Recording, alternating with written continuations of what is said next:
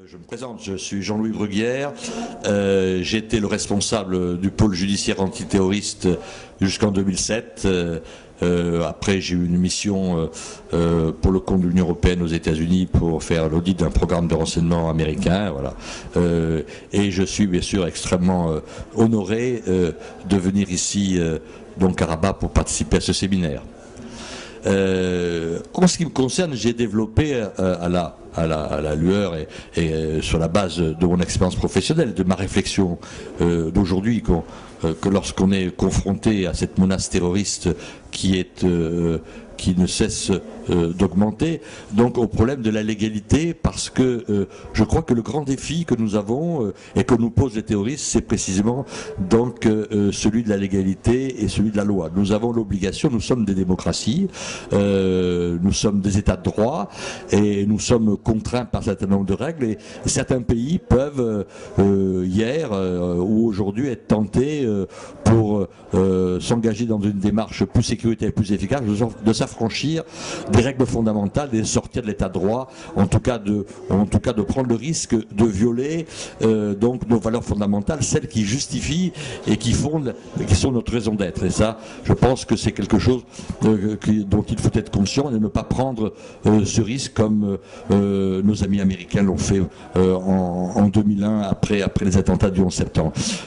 En revanche, il nous faut avoir une posture, une position audacieuse, courageuse, autant sur le plan politique que sur le plan technique, pour être en capacité de faire évoluer notre législation, de nous adapter aux menaces, de se doter des outils nécessaires, tant sur le plan technologique, avec maintenant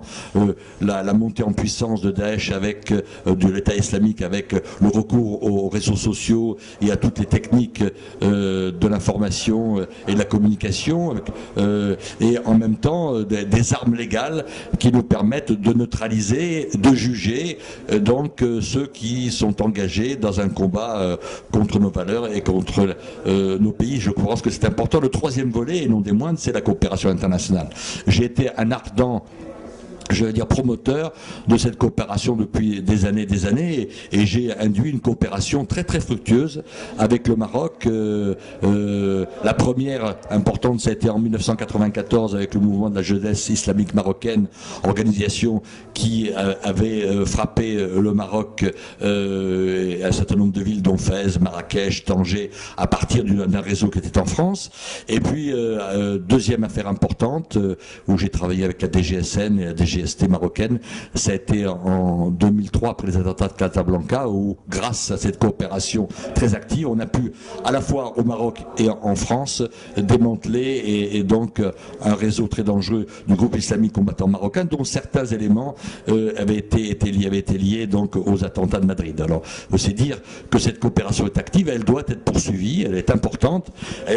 au niveau européen, elle peut poser des problèmes parce que nos législations ne sont pas souvent les mêmes, y compris au niveau de l'Europe, mais il faut surmonter cela et surtout donc je pense que la coopération transméditerranéenne, c'est-à-dire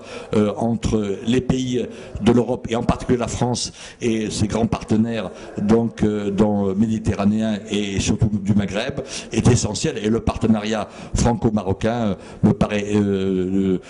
être une pierre angulaire compte tenu de l'efficacité du reste des dispositifs sécuritaires marocains, du système judiciaire marocain, des services de renseignement et de la police judiciaire marocaine. On a pu l'éprouver, et aujourd'hui on sait à quel point, je veux dire, l'ensemble de ces pays, y compris le Maroc, a eu un nombre considérable de ses ressortissants, comme en France malheureusement, ou de gens vivant sur son sol, qui quittent le Maroc pour partir donc dans la zone syro-irakienne pour